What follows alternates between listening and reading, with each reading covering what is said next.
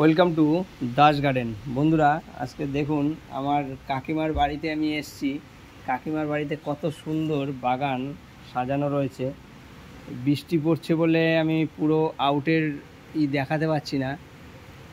দেখুন কত সুন্দর জেট প্লান্ট। এই দেখুন, জেট প্লান্ট থেকে শুরু করে সব মানে ইনডোর প্লান্ট, আউটডোর প্লান্ট সব রকম রয়েছে। এই দেখুন কত সুন্দর লাগছে বাগানটা। দেখুন বন্ধুরা, এই দেখুন কত সুন্দর লাগছে। এই দেখুন বেগুনি কালারের, এটা হচ্ছে বেগুনি কালারের অপরাজিতা।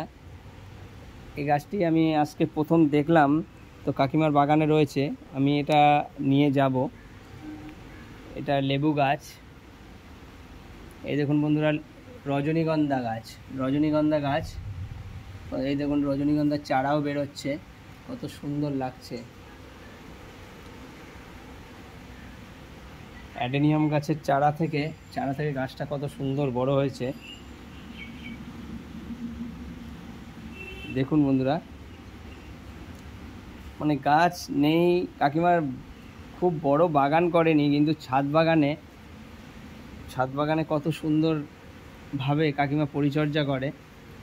ওই যে থোকা অপরাজিতা, এই গাছটা দেখছেন, থোকা অপরাজিতার গাছ। স্নেক প্লান্ট থেকে শুরু করে সব প্লান্ট রয়েছে কাকিমার কাছে। মোটামুটি কাকিমা ছোট ছোট গাছের এটা বেশি করে। এই দেখতে পাচ্ছেন, এটা হচ্ছে আপনার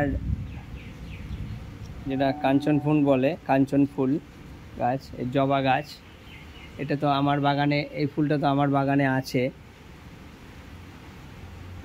শিউলি গাছ কত সুন্দর হয়েছে। গাছটিতে কাকিমা জল দিতে ভুলে গেছিলো বলে একটু গাছটা ঝিমিয়ে গেছে।